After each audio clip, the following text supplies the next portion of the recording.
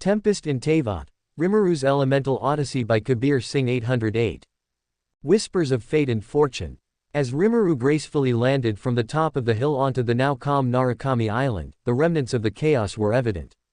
Most of the corrupted officials had already been detained, their wails and curses filling the air as Sarah's soldiers carried out their duties. Only a few remained, bound and subdued, awaiting their fate. As Rimuru strolled past them, a sharp, shrill voice pierced the silence. "Hey, isn't that him?" The shout came from a female official among the last three remaining corrupted individuals. The two men accompanying her glanced toward Rimuru, their eyes wide with recognition and fury. "Yeah, that's him. That bastard," one of them growled, struggling against the restraints. "You snake, come here and fight me if you dare," the other shouted, veins bulging in his neck as he tried to lunge forward. Rimuru, seemingly unfazed by their outbursts, calmly approached a soldier from Sarah's squad who stood nearby, overseeing the arrests. As Rimuru drew closer, his expression shifted dramatically. He began trembling and clasped his hands together in a dramatic plea. "Please, sir, save me from these people." Rimuru's voice quivered as he gestured toward the bound trio. "They're accusing me of something I'd never do." The soldier raised an eyebrow, glanced at the three struggling officials, and nodded firmly. "Don't worry, sir. We won't let these troublemakers harm anyone else." Turning to his subordinates, he barked out orders. "Take them away. Ensure they're secured properly so they don't disturb the citizens anymore." The soldiers quickly moved to escort the furious officials away. As they passed Rimuru, their angry shouts grew louder. "You liar!" the woman screeched. "I'll expose you for what you are. Mark my words, we'll make you pay for this." One of the men spat, glaring daggers at Rimuru. However, as they were led away, their protests abruptly died in their throats. Turning their heads for one final look, they saw Rimuru standing motionless, a devilish grin slowly spreading across his face. His sharp gaze met theirs, glinting with mischief and amusement, making their blood run cold. The corrupt officials began to realize the depth of Rimuru's game, but it was too late. They were hauled away into custody, their cries fading into the distance. The soldier, noticing Rimuru's subtle smirk, quickly turned back to him. "Apologies for the inconvenience, sir. Please enjoy your time here." Rimuru raised a hand casually, dismissing the soldier's concern. "Don't worry about it, you're just doing your job." As the soldier nodded and walked away, Rimuru turned and began making his way into the heart of the city. His grin lingered as he muttered softly under his breath, "Poor fools. You should have thought twice before crossing me." As Rimuru leisurely strolled through the bustling streets, taking in the now restored peace of Narukami Island, a gentle yet firm female voice called out to him. "Excuse me, are you Rimuru?" Stopping in his tracks, Rimuru turned around to see a shrine maiden walking toward him. Her demeanor was calm yet respectful as she approached, bowing slightly. "You must be Rimuru," she repeated with a composed smile, to which he gave a small nod. "The Guji of the Grand Narukami Shrine has requested your presence. If you don't have any pressing matters, would you accompany me to the shrine?" Rimuru raised an eyebrow, curiosity piqued. "The Guji, huh? Why would she want to meet me?" He paused for a moment, considering the possibilities. With a slight shrug, he nodded. "All right, lead the way." The shrine maiden smiled warmly and gestured for him to follow. The two walked side by side through the winding paths, steadily making their way toward the Grand Narukami Shrine. Along the way, Rimuru silently mused about the possible reasons for this invitation. Could it be about the corruption purge? Or maybe something more personal? Before long, they arrived at the shrine, its majestic presence set against the backdrop of a clear sky. The sacred sakura tree stood tall, its ethereal glow radiating a sense of serenity and power. Beneath it stood a figure Rimuru immediately recognized, Yae Miko, the Guji of the shrine. Yae Miko appeared deep in thought, her gaze fixed on the sacred sakura tree. However, the moment Rimuru set foot near the shrine, she turned her attention to him, a sly smile playing on her lips. "Ah, little one, I was wondering when you'd arrive," she said, her voice smooth and teasing as always. Rimuru, unfazed by her tone, folded his arms. "So, what's so important that you personally invited me here, Guji?" Yae chuckled softly, tilting her head as her fox-like eyes gleamed with amusement. "Oh, don't sound so suspicious. I simply wanted to ask you a few questions, and perhaps discuss a little business while we're at it. Rimuru raised an eyebrow, a faint smile tugging at his lips. Questions and business, huh? Sounds interesting enough. Let's hear it. Ye's grin widened as she gestured toward a small table under the tree, elegantly set for tea. Why don't we start with some tea, little one? We can take our time. There's no need to rush, after all. Rimuru followed her to the table, his curiosity growing with every passing moment. Whatever Ye Miko had in mind, it was bound to be intriguing, and perhaps a little dangerous. As they sat on opposite sides of the table under the tranquil shade of the sacred sakura tree, Ye Miko poured herself a cup of tea with a serene smile and closed eyes. It seems you've made quite a number of enemies here in Inazuma, she began casually, her voice carrying a teasing undertone. Rimuru, mirroring her demeanor, closed his eyes and replied with a small smile of his own, I have no idea what you mean. Ye's smile widened slightly as she tilted her head. Oh, don't play coy with me. I know it was you who stirred up the anger of those corrupted officials. Rimuru maintained his composure, his tone calm yet playful. I still don't know what you're talking about. Opening her eyes slightly, Ye smirked. Ah, I see. Playing dumb now, are we? Rimuru gave no response, simply sipping his tea as though he were entirely unbothered.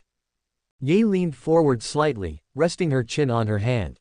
I'll make it simple, then. You're the one who deliberately provided me with just enough evidence to bring them down, while keeping the rest to claim their hidden wealth for yourself. Rimuru sighed dramatically, placing a hand over his heart with an exaggeratedly sorrowful expression. Do you really think someone like me could do such a thing? Look at this face, do I look like someone who'd do something so underhanded? He asked, his eyes shimmering with fake tears. Ye chuckled, unamused. Yes, I do. Pretending to be deeply hurt, Rimuru gasped and leaned back, his other hand on his chest. You wound me. I never thought a friend of mine would think of me this way. Ye raised an eyebrow, her tone dripping with sarcasm. You're even more of a scoundrel than that Yashara bastard. Rimuru tilted his head, curiosity piqued. Oh, are you talking about Ayato Kamisato? She nodded with a wry smile. The very same. He's sly, but you take it to a whole new level. Rimuru shrugged innocently. Well, if you're so sure of what I've done, then you are free to prove it, but let's forget about that for now, it's just a waste of time. Shall we move on to business, then? Ye's eyes glinted as she leaned back. Ah, yes, business. You seem rather eager to dive into this conversation. Rimuru grinned. I'm always open to business, especially when it promises a profit. And when someone as sharp as you offers a deal, how could I refuse? Ye smirked, waving off the flattery. Save the sweet talk. I know your type, and why you're so enthusiastic. Rimuru sighed in mock defeat, resting his chin in his hand. Fine, fine. You can believe whatever you like. Let's get down to it. What's the proposal? Ye chuckled softly, leaning forward with her signature sly smile. Oh, you'll find out soon enough. But first, let's see if you're as good at negotiations as you are at stirring up trouble. Rimuru sat comfortably across from Ye Miko at the negotiation table, a confident smile playing on his lips. He'd dealt with powerful figures before, and he knew one thing for certain, he had the upper hand here. His novel, The Seven Visionary, was a masterpiece, and he knew it. The moment it hit the shelves, it was going to fly off like sakura petals in the wind. Ye, with her sly smile, undoubtedly recognized the potential of this work, but Rimuru wasn't about to let her take all the profit. Ye, sitting elegantly with her chin resting on her hand, opened the discussion. So, Rimuru, she said, her tone as smooth as silk, I hear you want The Seven Visionary published under Ye Publishing House. A fine choice, I must say. Our name alone guarantees a certain prestige. Rimuru chuckled lightly. Prestige is nice, but profit is better, don't you think? While your publishing house is indeed reputable, my work doesn't need prestige to sell. I'd say your brand might benefit more from The Seven Visionary than the other way around. Ye's ears twitched slightly, but her smile never wavered. Oh, such confidence. I'll admit, I've heard whispers of the brilliance of your story. However, confidence doesn't translate directly into sales. Marketing, distribution, and branding, those are what make or break a novel. That's where Ye Publishing House excels. True, Rimuru conceded, leaning forward slightly. But let's not forget, the Seven Visionary isn't just any story. It's revolutionary. I've written something that speaks to every reader, something that will create a storm in Teyvat's literary world. And I'm willing to bet you're fully aware of that, which is why we're here. You're not just investing in a book, you're investing in a phenomenon. Ye's smile grew sharper, her violet eyes gleaming. You're quite the negotiator, aren't you? Fine, let's talk numbers. Our standard contract offers a 20% royalty to authors, with the rest covering production, distribution, and, of course, our well-earned profit. Rimuru's laughter rang out, light and airy but carrying an edge. 20%. Come on, Guji. Let's not insult each other here. You and I both know that's the rate for amateurs. I'm offering you a work that's going to dominate the market. Let's start with 50% royalties and work from there. Ye raised an eyebrow, clearly intrigued. 50%. Bold. But consider this, while your story may be excellent, it's still untested in the Inazuman market. If it fails to meet expectations, the financial risk falls on us. We're the ones fronting the cost of production, promotion, and distribution. 30% is a generous counteroffer. Rimuru's eyes narrowed, and a sly grin spread across his face. Oh, but it won't fail. You've already seen the buzz around my work's name. Imagine the hype once it's announced that the Seven Visionary is coming out under Ye Publishing House in Inazuma. People will buy it just to see what the fuss is about. You'll make back your investment within days. Let's settle on 45%. Ye tapped her fingers on the table, appearing deep in thought. Interesting. That would certainly draw crowds. But even so, 45% is steep. 35% and we'll feature the Seven Visionary in every major bookstore and festival across Inazuma. Rimuru leaned back, pretending to mull it over. Tempting, but not quite there. How about this? 40%, and I'll throw in a limited edition cover design exclusive to your publishing house. You'll have something no other publisher can offer. Ye's ears twitched again, a sure sign he'd struck a chord. She took a moment before responding, her smile returning in full force. 40% and an exclusive cover, You're a dangerous negotiator, Rimuru. Fine, you've got a deal. But don't think I'll go easy on you next time. Rimuru extended his hand, his grin triumphant. Next time. Oh, I'm counting on it. As they shook hands, Ye's mischievous smile never faltered.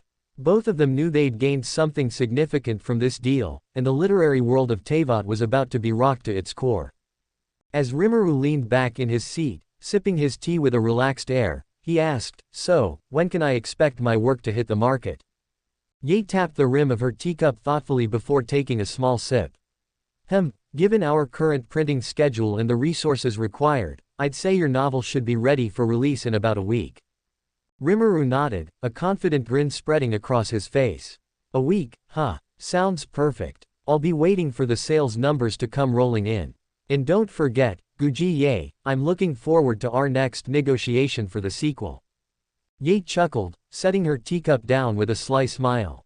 So, when are you planning to release the next volume? Don't tell me you've already finished it. Rimuru thought for a moment before replying casually, next week. Ye's eyes widened slightly, though her expression quickly returned to its usual composed demeanor. Next week. But didn't you just finish the last volume barely a month ago? He nodded with a shrug. True. But for someone like me, time isn't much of an obstacle. Efficiency is my middle name. Ye narrowed her eyes, though there was a glimmer of amusement in them. Efficient doesn't even begin to describe you. More like absurdly overprepared. Rimuru chuckled at her comment. You flatter me, Guji. Not flattery, just an observation, she replied, leaning forward slightly. So, what's next on your agenda? Where are you planning to release your work after Inazuma? Rimuru took another sip of tea before replying, Well, I've already started talking with publishers in Fontaine, Mondstadt, and Liu. Naturally, I had to start here in Inazuma with someone as reputable as you. But I'm also eyeing Sumeru, though that's proving to be a bit tricky. Ye raised an eyebrow. Tricky. Now, that's a word I don't often hear from you. What kind of problems are you facing in Sumeru? Rimuru sighed dramatically, resting his chin on his hand. To be specific, it's the academia. They're getting in my way. Apparently, they think novels are nothing but fantastical nonsense, a waste of time for the citizens of Sumeru. They claim it distracts people from pursuing real knowledge, or whatever nonsense they preach. Ye chuckled, her voice laced with mock sympathy. Ah, the academia. Ever so rigid in their ways. But I must admit, it's rather entertaining to see you being blocked. I would have thought someone as resourceful as you would have already found a way to deal with them. Rimuru smirked. Oh, I have a plan, several, in fact. It's just a matter of time before I execute them. Care to share these so-called plans? Ye asked, her tone teasing. Rimuru grinned mischievously. Now, why would I give away all my secrets? Let's just say I'm working on gathering support from some influential figures in Sumeru. Individuals who understand the power of storytelling and creativity. Once they're on my side, the academia will have no choice but to reconsider. Ye tapped her chin thoughtfully. A bold strategy. But the academia isn't easily swayed, even by their own people. You'll need something more persuasive. Rimuru's grin widened. Oh, I've got that covered. I'm planning to release an exclusive short story, a piece tailored specifically to Sumeru's culture and traditions. Something that resonates with their values, showing them that storytelling isn't just entertainment but a way to inspire and educate. Ye's eyes gleamed with interest. Using their own pride against them, are we? That's quite clever, little slime. Of course, Rimuru replied confidently. People are always more willing to listen when you appeal to what they hold dear. Sumeru treasures knowledge and wisdom, so I'll prove that novels can reflect those ideals. Once they see the impact, they'll have no reason to object. Ye gave a sly smile. I'm impressed, Rimuru. But if you ever need assistance, you know where to find me. I have a few connections in Sumeru myself. Perhaps I could nudge things in your favor, for a price, naturally. Rimuru laughed softly. I'll keep that in mind. Though I'd rather avoid owing you another favor. You're already a formidable negotiator. Flattery will get you nowhere, Ye quipped, though her amusement was clear. Not flattery, just the truth, Rimuru replied with a wink. For now, I'll focus on making the Seven Visionary a hit here in Inazuma. Once that's done, it'll give me even more leverage for the other regions. Ye folded her arms, her smile lingering. An ambitious plan, as expected. But I'll admit, I'm curious to see how you handle Sumeru. Just don't forget, if you ever need guidance or an ally in your publishing endeavors, the Ye publishing house is always open for business. Rimuru stood, brushing off his coat as he prepared to leave. I'll keep that in mind, Guji Ye. Thanks for the chat. I'll be looking forward to seeing how the book does in the market. Likewise, Ye replied smoothly. And I'll be looking forward to our next negotiation, though I suspect you'll be an even bigger pain then. Count on it, Rimuru said with a grin, waving as he exited the room. As Ye watched him leave, she couldn't help but chuckle to herself. That slime, always one step ahead, isn't he?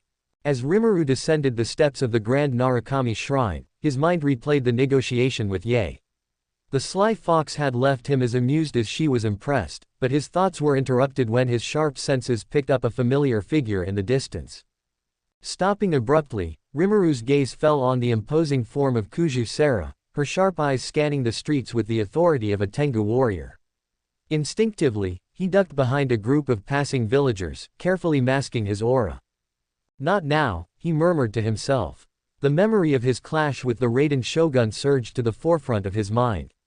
The Vision Hunt decree had pushed their ideologies to a breaking point, leading to a fight that had scarred the land, and the tension with Sarah had only grown since.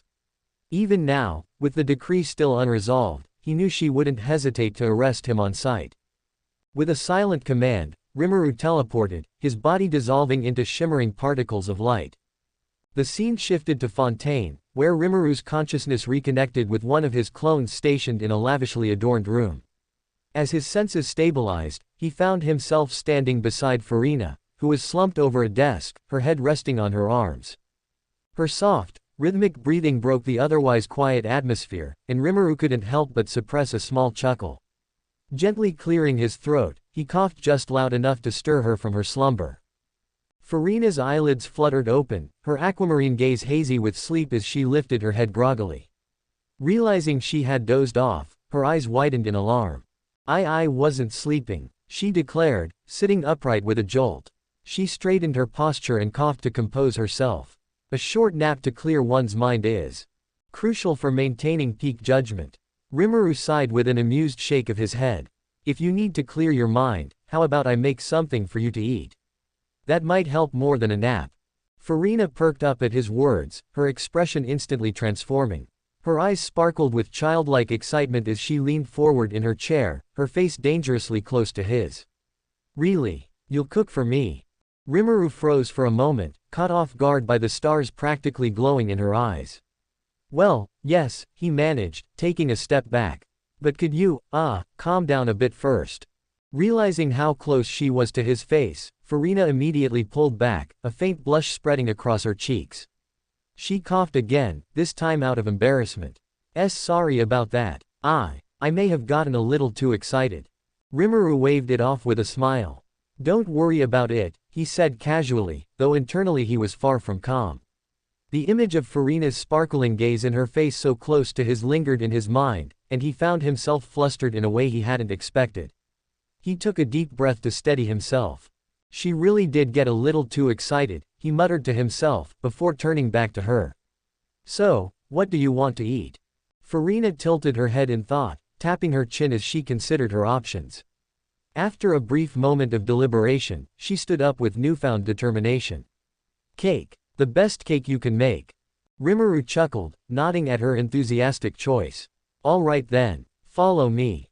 He led her into a luxurious kitchen, complete with marble countertops, state-of-the-art equipment, and a selection of the finest ingredients from across Fontaine.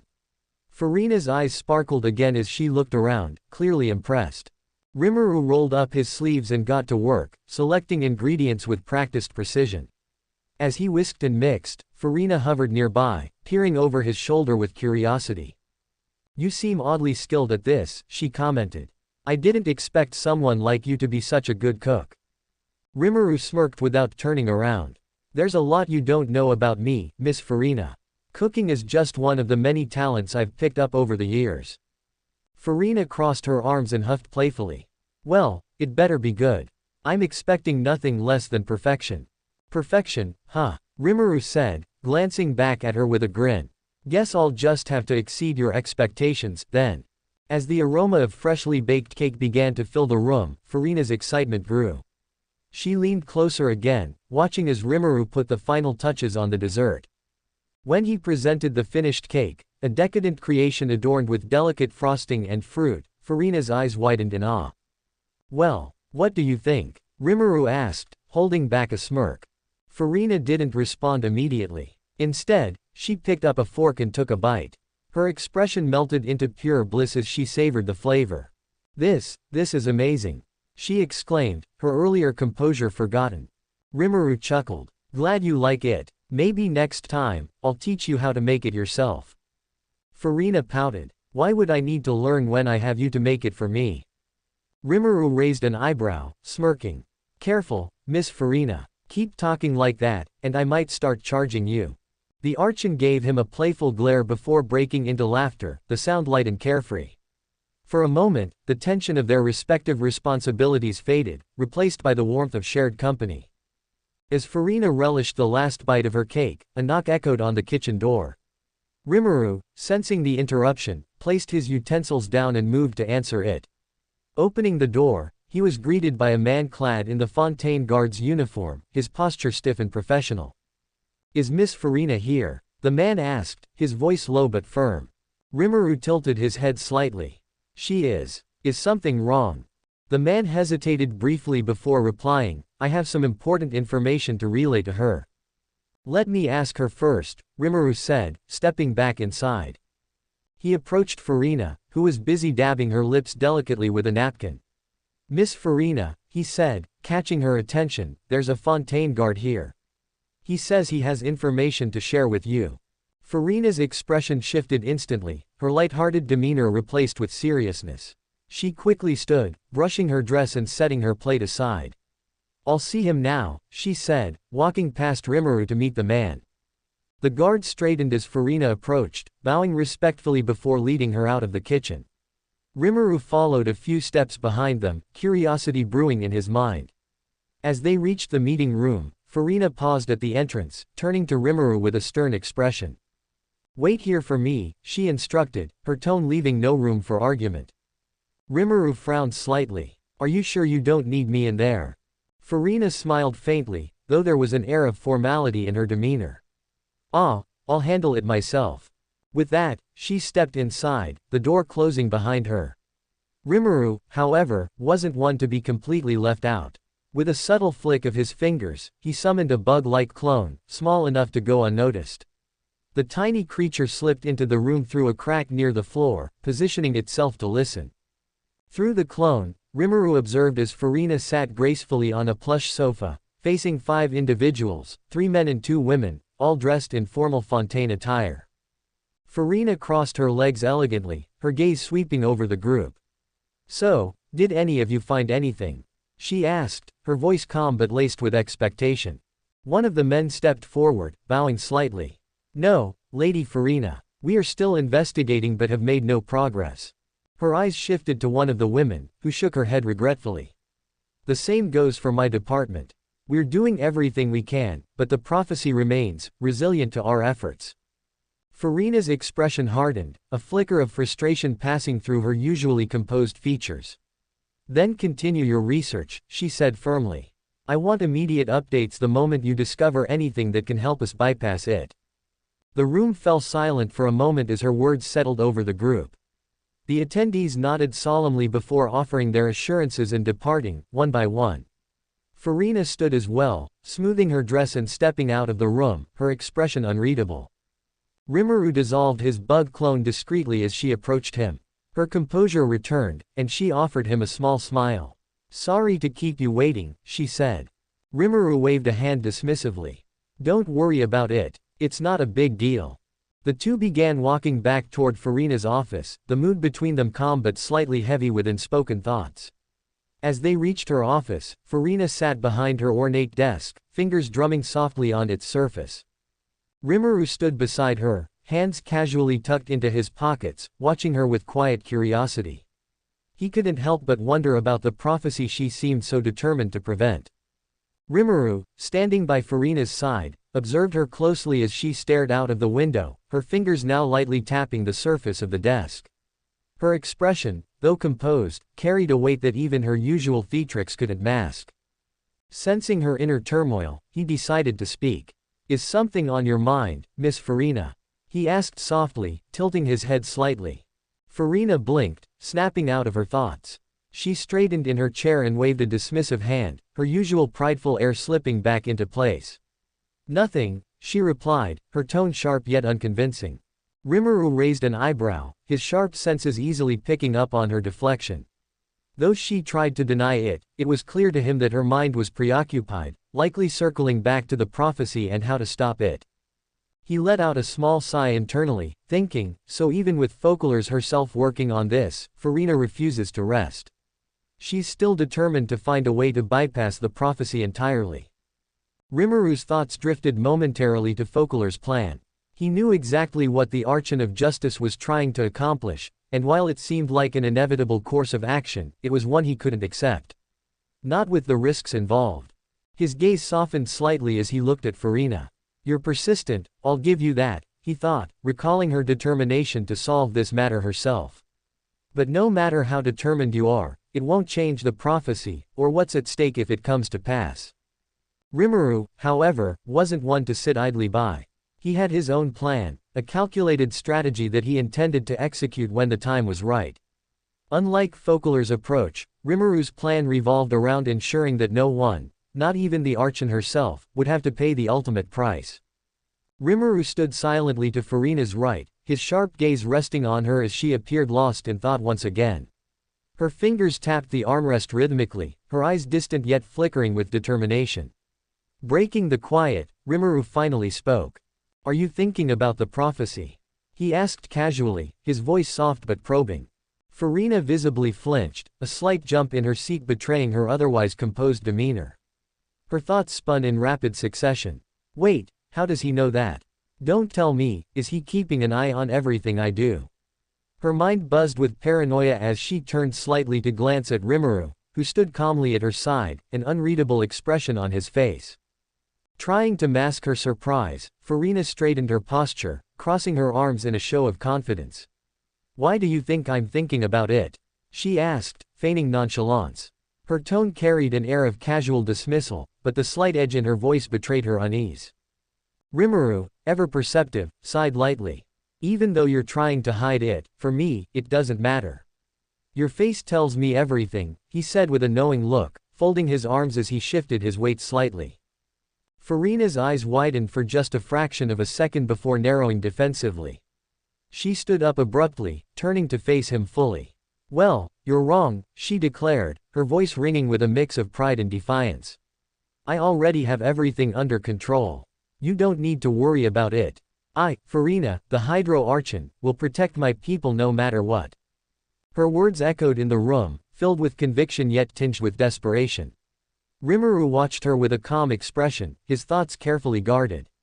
He could see the cracks beneath her confident facade, the weight of her responsibilities pressing down on her shoulders. But he knew better than to push her further now.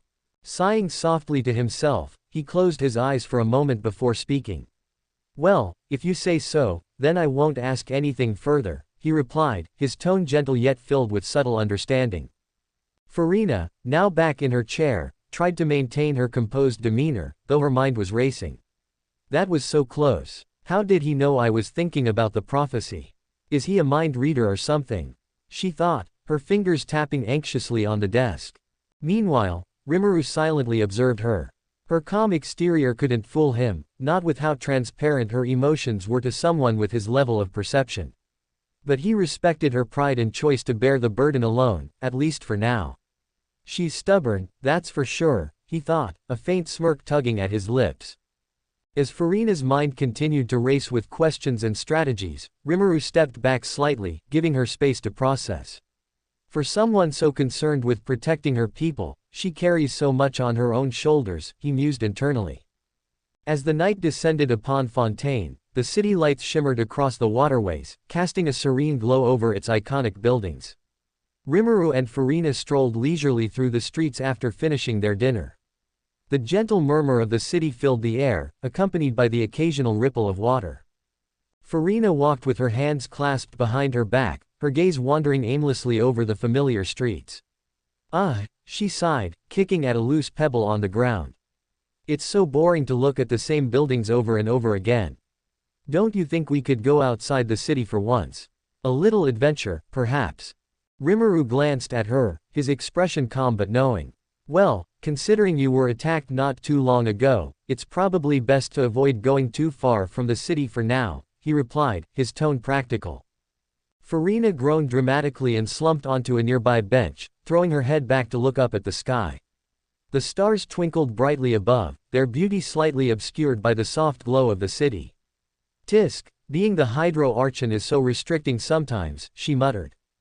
After a moment of silence, her eyes narrowed slightly as she spoke again, her voice softer this time. "Say, Rimuru, did you see that tear in the sky a while ago?" Rimuru nodded, his expression thoughtful. "I saw it. What do you think it is?" she asked, her voice carrying a tinge of curiosity and unease. Rimuru shrugged. "Who knows? Maybe a barrier. Or an illusion." Farina let out a small hum of acknowledgement, her gaze drifting back to the ground. The playful energy she usually exuded seemed to fade into something more subdued. After another stretch of silence, she finally asked, her voice barely above a whisper, "Do you think we're bound by something we can't change? No matter how hard we try?" Rimuru turned his head toward her, his gaze sharpening slightly. "Are you still thinking about the prophecy?" Farina stiffened, her posture going rigid as she sat up straight. She coughed awkwardly and stood from the bench. "I already told you everything is under control. Why are you asking me the same thing over and over again?" she snapped, trying to mask her unease. Without waiting for his response, she started walking away. But just as she took a few steps, Rimuru's voice cut through the stillness, calm yet resolute. "No. And yes." Farina stopped in her tracks, her back to him as she processed his words. Turning slowly, she looked at him with furrowed brows. "What do you mean by that?" Rimuru tilted his head slightly, gazing up at the stars above. "Well, I think, Yes, fate may bind people. It may set paths and challenges that seem immovable. But I also think you can go beyond what fate has planned for you. His voice carried a conviction born from experience. Memories of countless timelines and battles with the constraints of fate flashed in his mind. He thought of Chloe, who had broken free from a doomed cycle, and himself, who had defied death with the help of Chloe more than once to rewrite his story with her. Farina stared at him, her blue eyes glimmering with something between hope and disbelief. So, you think we have the power to change the course of fate? She asked, her voice quieter now, as if she were afraid of his answer. Rimuru met her gaze, a small but confident smile curving his lips. Of course. For a moment, Farina said nothing, the weight of his words sinking in. She lowered her gaze, gripping the edges of her dress tightly. The vulnerability in her expression was fleeting, as she quickly masked it with a huff. Well, I am the Hydro Archon. If anyone can bend fate to their will, it's me. Rimuru chuckled softly, shaking his head. That's the spirit.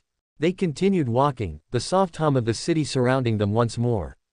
But this time, the silence between them felt lighter, filled with unspoken understanding.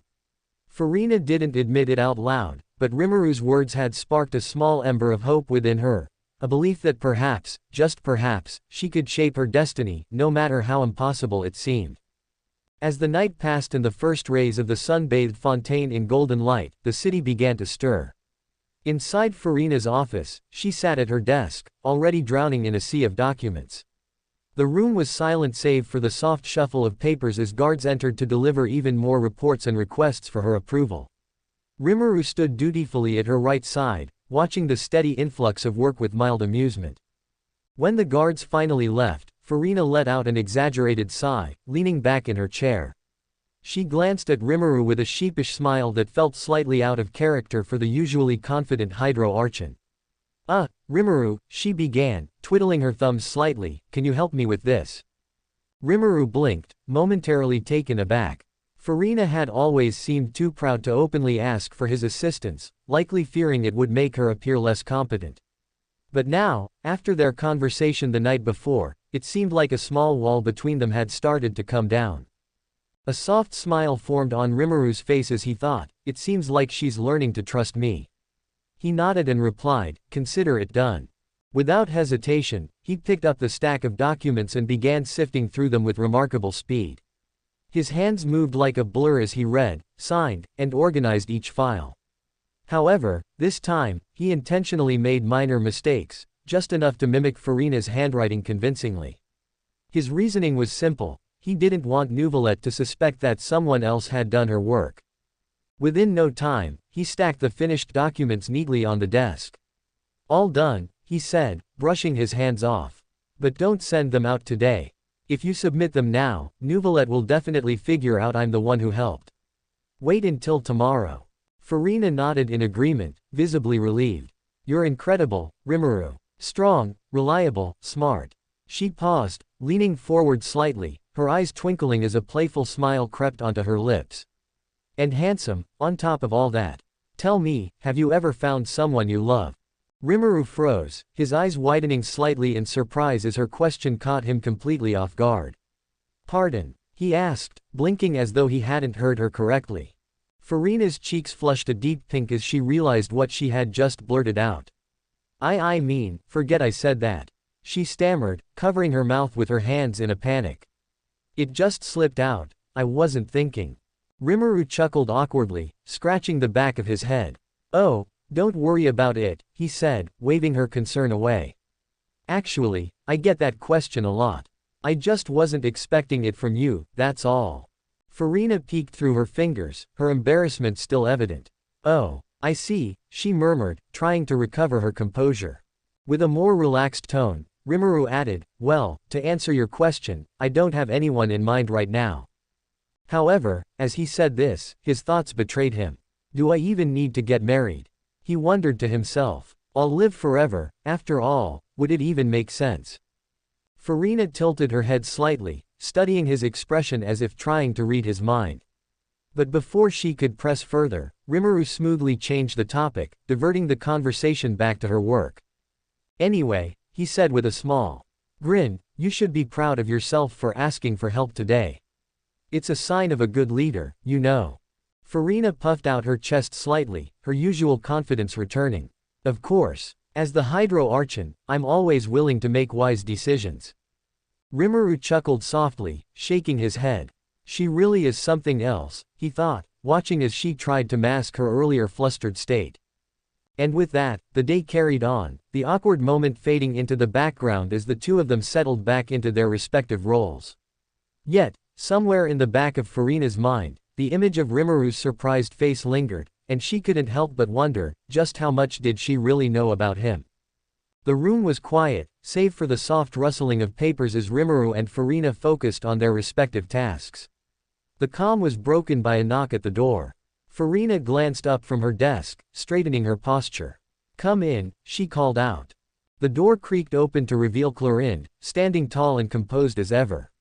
She bowed slightly before stepping into the room. "Miss Farina, I have some information regarding the recent disappearance cases of young women," she said, her voice steady but tinged with concern. At Clorinde's words, Farina immediately perked up, her previous focus on paperwork forgotten. "Really? What is it?" she asked eagerly. Clorinde cleared her throat before continuing. "Another young woman went missing last night. We have no clues as to where she might have disappeared, nor have we found any witnesses who could shed light on the situation." Farina frowned, her brows knitting together in frustration. "No leads at all?" she asked, but Clorinde shook her head solemnly. Rimuru, who had been quietly listening from the side, tilted his head slightly, amused. He recalled overhearing murmurs about the disappearances during his stroll through the city streets earlier. Deciding not to comment yet, he observed Farina's reaction. Farina sighed, tapping her finger on the desk in thought. "All right, I'll handle it from here." "Thank you, Clorinde," she said, dismissing her with a nod. Clorinde placed a stack of documents and a photo of the missing woman on the desk before bowing and leaving the room. Farina immediately picked up the photo and studied it, flipping through the documents. But as she scanned through the information, no clear ideas came to mind. With a frustrated sigh, she turned toward Rimuru. "What do you think, Rimuru? Do you have any idea who could be behind these disappearances?" she asked, her voice tinged with both curiosity and exasperation. Rimuru shook his head. "I don't know yet," he said. Then, with a small smile, he added, "But if you'd like, I can investigate on my own. I have ways to gather information." Farina hesitated for a moment, considering his offer. She knew Rimuru was intelligent and immensely capable. After all, he had already proven his resourcefulness in numerous situations. Finally, she nodded. "Then please do," she said, her voice resolute. Rimuru gave her a reassuring smile before raising his hand. A soft blue glow emanated from his palm as hundreds of water clones began forming around him in an instant. The clones shimmered briefly before disappearing one by one, teleporting away to different parts of Fontaine. Farina blinked, stunned by the display. "Wait, what are they going to do?" she asked, still processing what she had just witnessed. "They're going to investigate the disappearance cases," Rimuru explained casually, as though it were the most normal thing in the world. Farina tilted her head, still confused. "Wait, they can do that? You're telling me these clones of yours can handle such a complicated task?" Rimuru chuckled lightly. "Of course, I can control them however I want. They're essentially me, just weaker versions. And when I end them, all their memories and experiences come back to me. It's like I was everywhere at once." Farina stared at him, her expression a mix of awe and disbelief. "That's incredible," she said, her voice soft with amazement. Rimuru smiled modestly. "Well, it is pretty useful," he admitted. "But I can't use them all the time. They rely on my elemental powers, and managing that many clones can be taxing over a long period." Still, Farina couldn't help but marvel at his abilities. She had seen her fair share of extraordinary powers as the Hydro Archon, but Rimuru's versatility and ingenuity never failed to surprise her. She leaned back in her chair, a small smile playing on her lips. "With someone like you around, it almost feels unfair for the rest of us," she said, half joking. Rimuru simply chuckled in response, his confidence unwavering. "Don't worry. I'll get to the bottom of this." Time passed, and Rimuru decided it was time to return to Ether and Paimon. With a thought, he transferred his consciousness to the clone he had left with them back when he was in Fontaine. Opening his eyes, he found himself back in the same room where he had rested after his encounter with the Raiden Shogun. Looking ahead, he saw Ether and Paimon sitting at a small table, happily eating their food. A soft smile spread across his face as he called out, "Hi, guys, I'm back." Paimon immediately perked up, turning to face him. "Oh, you're back. So, what happened on Narukami Island that you had to rush to Fontaine?" Rimuru chuckled, scratching the back of his head. "Well, it was an emergency. I nearly got caught by Kuju Sara." Ether paused mid-bite, raising an eyebrow. "Wait, Sara, you mean the one from the Kuju clan?" Rimuru nodded with a wry grin. "Yep, that's the one. But everything's fine now, I handled it." Paimon leaned forward, her eyes sparkling mischievously. "Handled it? How? Come on, tell us. How much did you get from them?" Matching her grin, Rimuru said casually, 20 million. Both Ether and Paimon froze, their jaws dropping in unison. Paimon stammered, "20 million. Are you serious?" Rimuru nodded, amused by their shocked expressions. Ether, still in disbelief, asked, "But, how did you get that much?" "Simple," Rimuru said, crossing his arms. "I raided about 70 houses that night. Most of them had hundreds of thousands of mora, a few had 1 or 2 million, and it all added up to 50 million pretty quickly." Ether blinked. "That's still a huge amount," he said, trying to wrap his head around it. Rimuru shrugged nonchalantly. "What did you expect? Did you forget how much that lady at the Outlander Affairs Agency tried to charge us just to apply for residency?" Ether groaned, recalling the incident. "Yeah, she wanted 1 million mora for each application." "Exactly," Rimuru said with a smirk. "And that's for a service that should only cost about 600 mora. You can imagine how much they're making just by scamming a handful of Outlanders every month." Paimon puffed her cheeks in frustration. "That's so unfair." "Well, at least now they've learned their lesson about being corrupt." Rimuru nodded. "Exactly. And since I was in Inazuma anyway, I made a deal with Yae Miko to publish my book, The Seven Visionary." Paimon's eyes lit up. "Oh, that's great news. That means we won't have to worry about finances for a while." Ether chuckled lightly. "I think we won't have to worry about finances for our entire lives, honestly. But still, it feels awkward relying on your money all the time, Rimuru." Rimuru waved his hand dismissively. "Don't sweat it. I've already told you, I've got everything covered. Just focus on what's ahead." Paimon floated closer, hands on her hips. "Well, if you insist. But if you're rolling in mora like this, you should treat us to something really fancy next time." Rimuru laughed. "Deal. You name it, and it's on me." The room filled with laughter and light-hearted conversation as the trio settled back into their usual rhythm, the weight of recent events momentarily forgotten.